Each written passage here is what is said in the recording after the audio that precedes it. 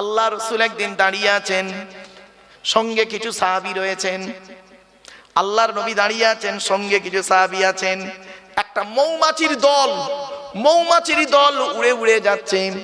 আল্লাহর নবী মৌমাছিদের দিকে লক্ষ্য করে বললেন, হে মৌমাছির দলেরা দাঁড়িয়ে যাও। সঙ্গে সঙ্গে মৌমাছির দলটা দাঁড়িয়ে গেলেন। যেই দাঁড়িয়ে গেল, আল্লাহ রাসূল বললেন, আমি তোমাদেরকে একটা প্রশ্ন করব, উত্তরটা আমাকে দিয়ে যাও। আল্লাহর নবী বললেন, ওরে মৌমাছির দল, পৃথিবীর জমিনে হাজার রকমের ফুল আর ফল থেকে খাবার সংগ্রহ করো, কোনোটা টক, কোনোটা মিষ্টি, কোনোটা তিতো, কোনোটা কষা।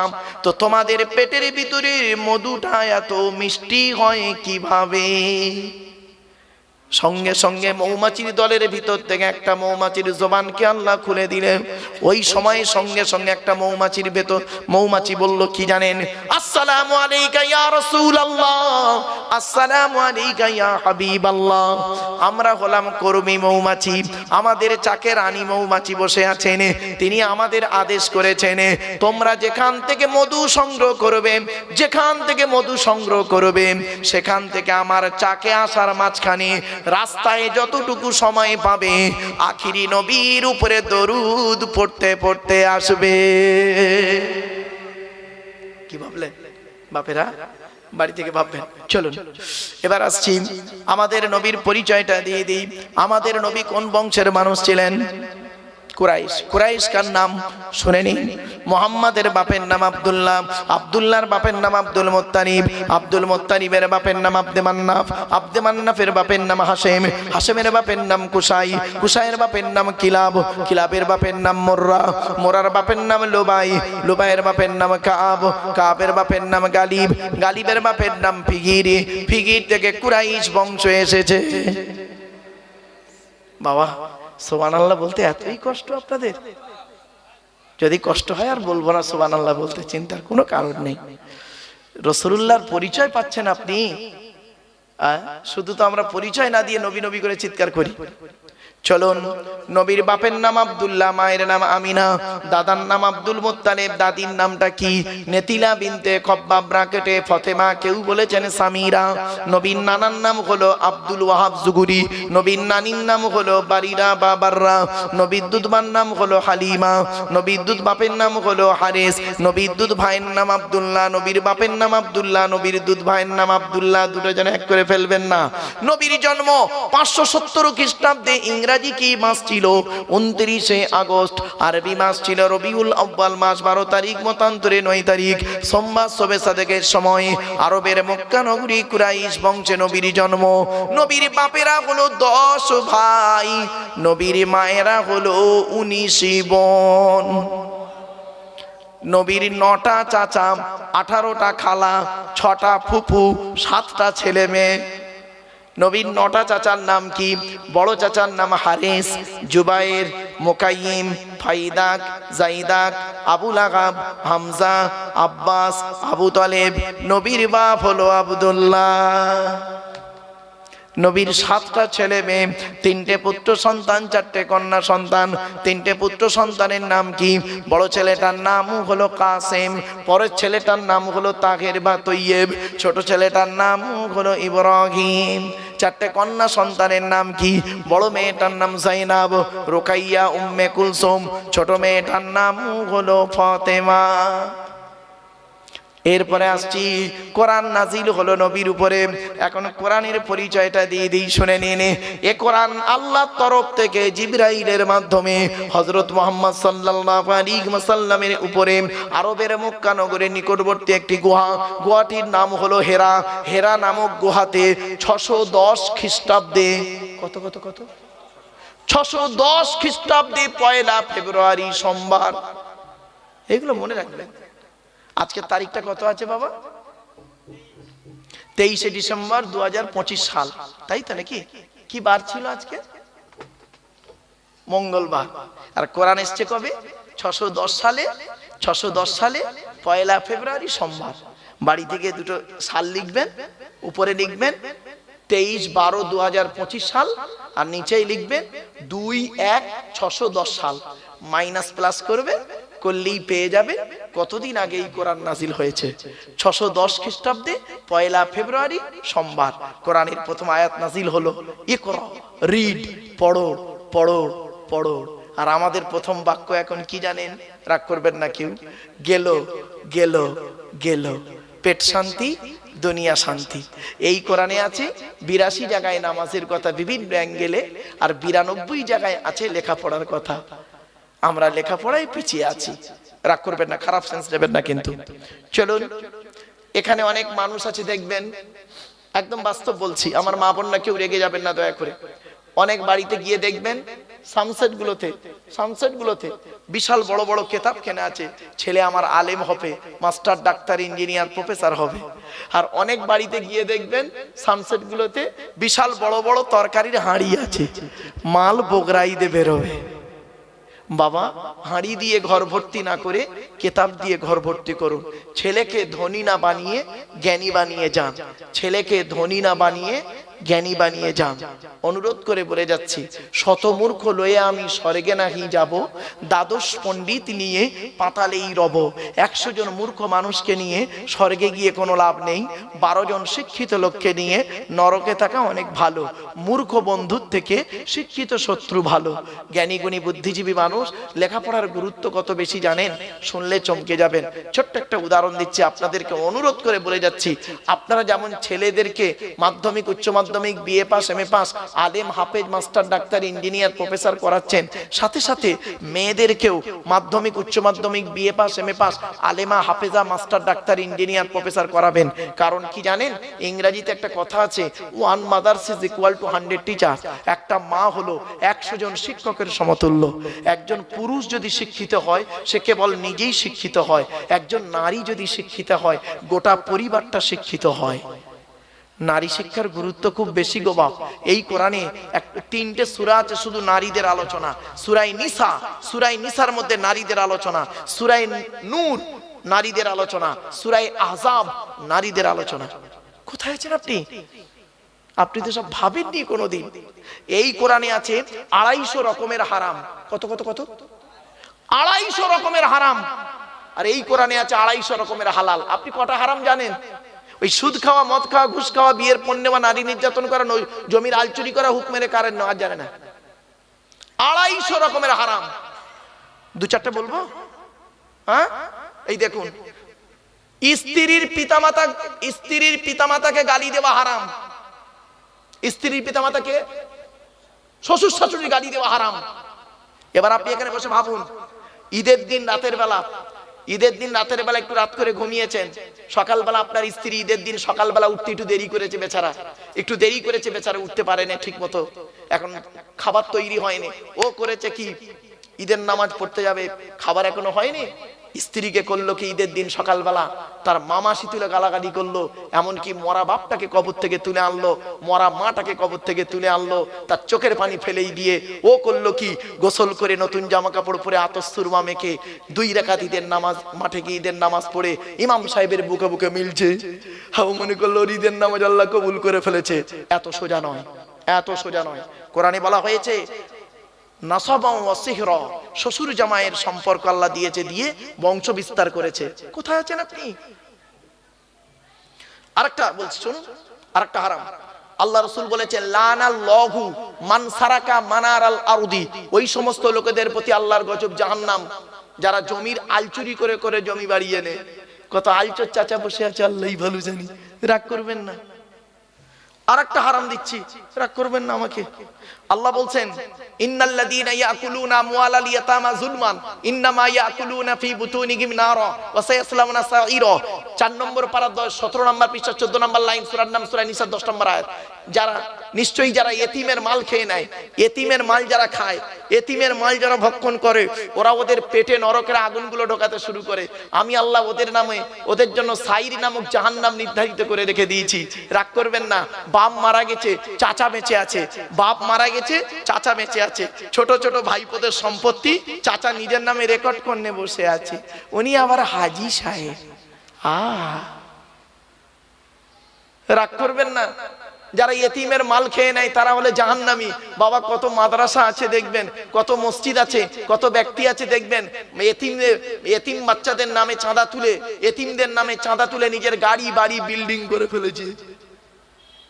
বাবাজি আরো দেখেন হারাম কেমন বেরোচ্ছে টুকটুক টুকটুক করে। রাগ করবেন না, অতি বাস্তব কথা বলে যাচ্ছি। হুকমের কারেন্ট নিয়ে চাচা আমার পাকা চালিয়ে তাহাজ্জুদের নামাজ পড়ছে, চুরি করা কারণে পাকা চালিয়ে তাহাজ্জুদ। বাবা বাবা, হারাম শুনবেন, 250 রকমের হারাম আছে এই কোরআনে, 250 রকমের হালাল আছে এই কোরআনে। আমার বাপেরা, আজকে যে কিতাবের আলোচনা শুনতে বসেছেন, আমি এই জন্যই আপনাদেরকে বলেছিলাম ওয়াজ শোনার লোকের খুব অভাব গো বাপ, আওয়াজ শোনার লোকের অভাব নেই।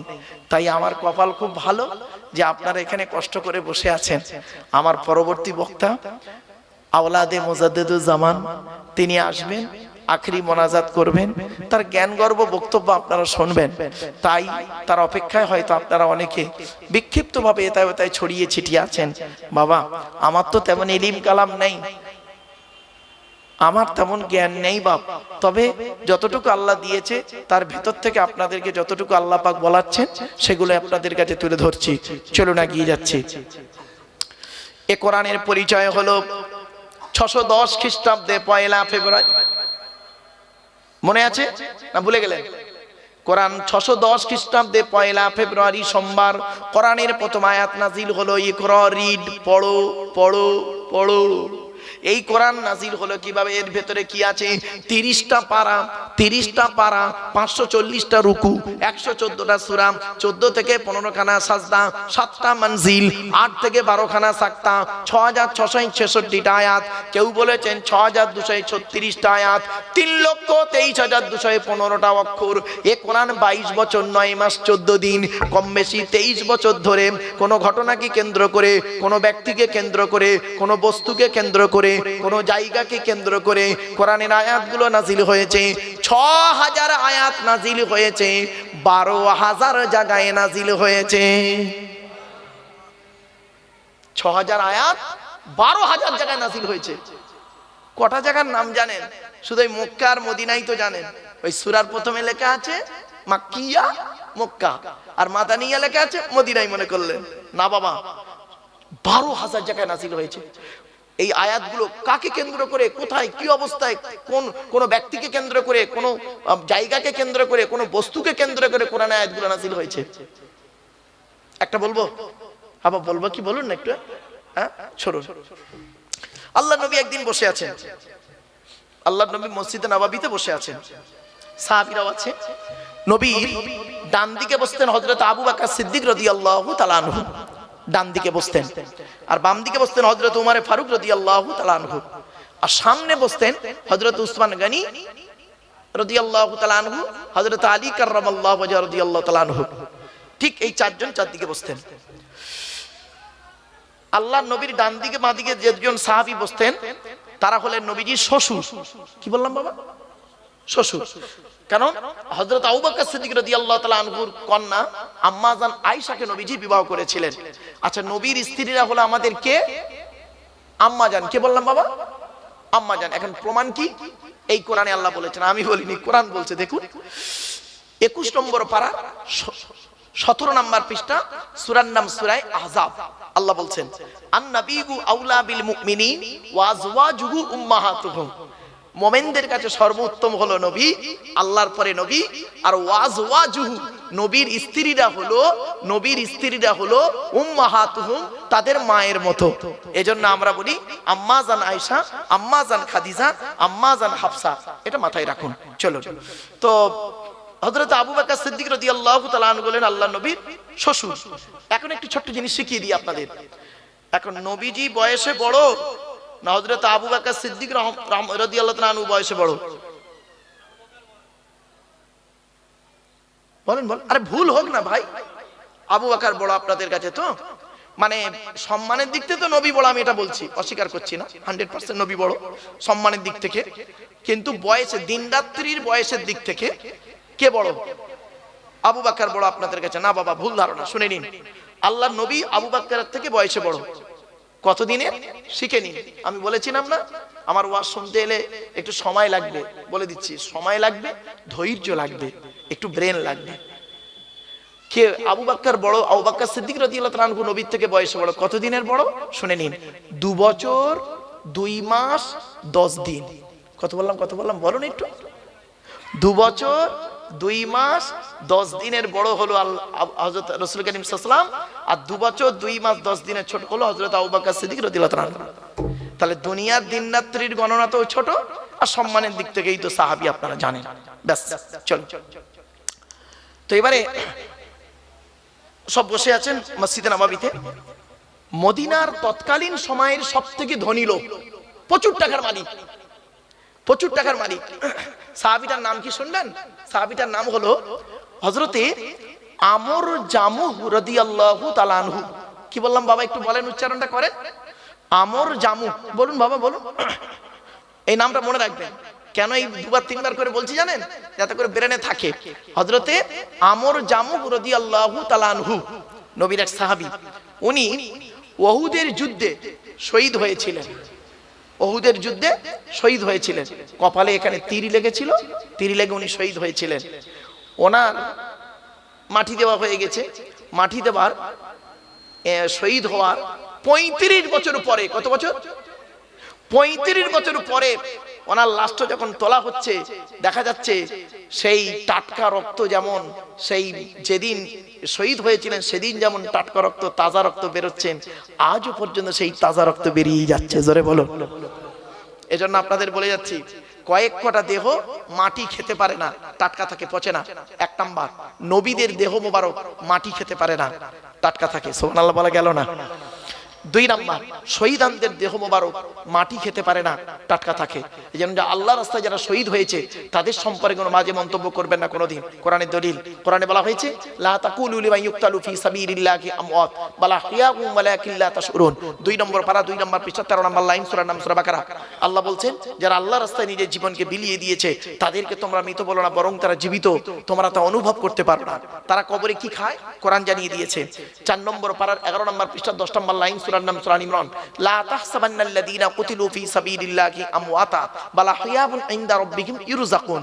আল্লাহ পাক বলছেন, যারা আল্লাহর রাস্তায় নিজের জীবনকে বিলিয়ে দিয়েছে তাদেরকে তোমরা মৃত বলো না, মৃত বলে ধারণাও করো না, বরং তারা জীবিত, আল্লাহর তরফ থেকে খাবার প্রাপ্ত হয়।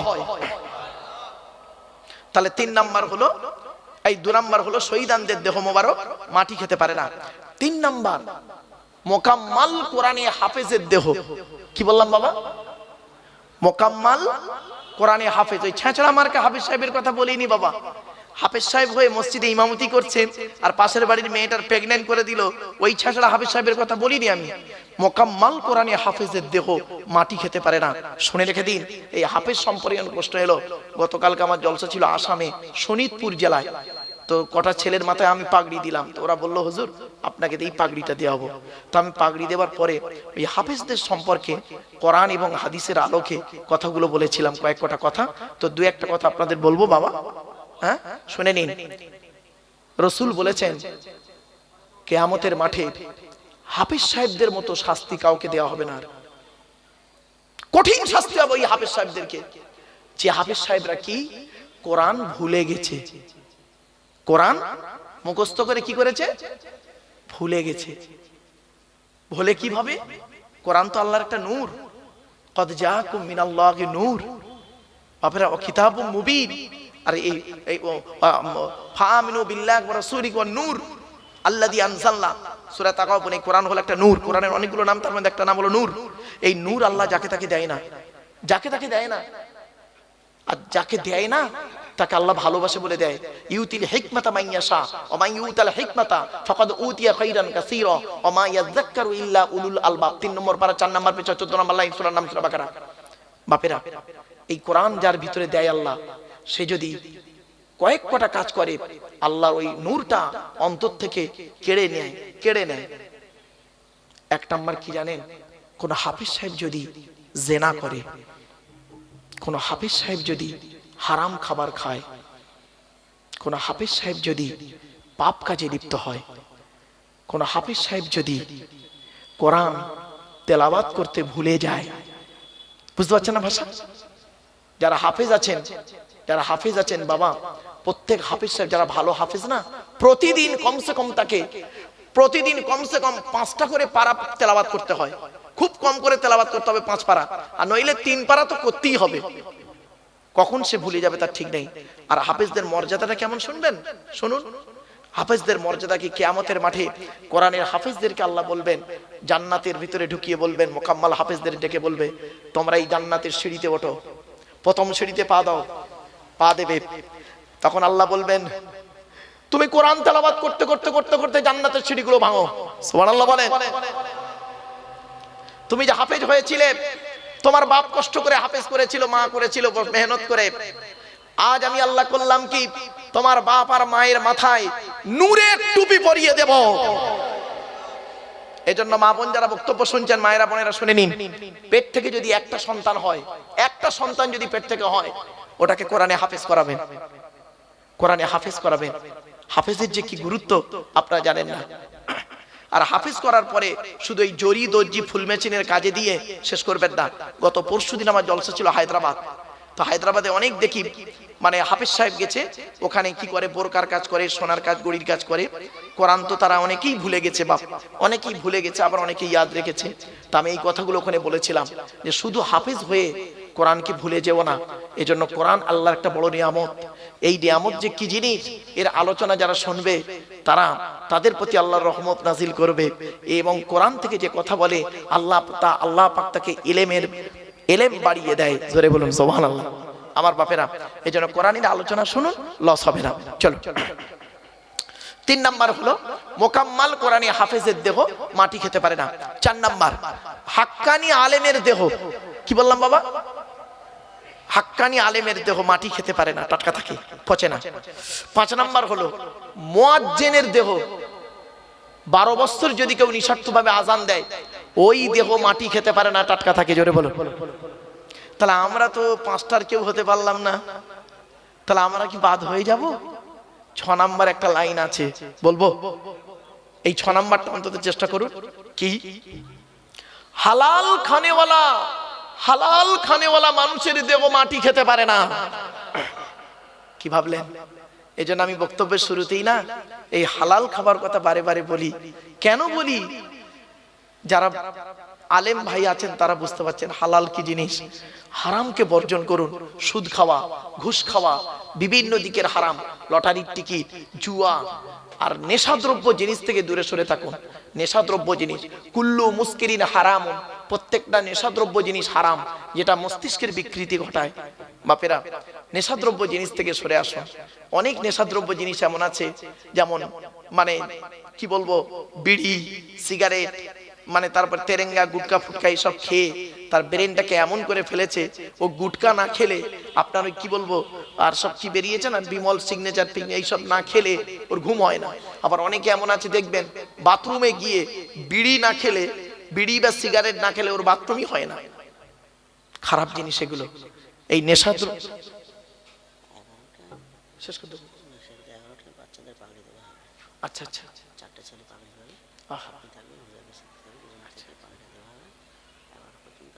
আচ্ছা আমার বাপেরা, এই সেই কোরআন বাচ্চারা মুখস্থ করছে। এই কোরআন, এর ভিতরে সব আছে বাপ, সব আছে এর ভিতরে। পাগড়ি দেওয়া হবে, বাচ্চারা হাফিজ কোরআন হয়েছে তাদের পাগড়ি দেওয়া হবে। আপনারা চলে আসেন বাবা, অনুরোধ করে কেউ যাবেন না, অন্তত বাচ্চাদের পাগড়ি গুলো দেখে যান। তবে এখন আপনার সংখ্যায় লোক কম হলে কি হবে, মনে রাখবেন এখানে যে ক্যামেরাগুলো দাঁড় করানো আছে না, এই ক্যামেরাগুলো আছে, আপনারা কি ভাবছেন ফালতু দাঁড় করানো আছে? এক একটা মোবাইলে কমসে কম 200, 500, 400, 1000 লোক দেখছে 1000 লোক। সামনে শ্রোতাই কটা বলে কিছু মনে করি না। এইগুলো এই যারা দেখছেন না, দূর দূরান্ত থেকে, আমেরিকা, লন্ডন, সারা বিশ্ব থেকে দেখছে। এখন টেকনোলজির যুগ বাপেরা। চলো, তো এই জন্য আপনাদেরকে বলি, কোরআনে হাফেজ করাবেন ছেলেকে।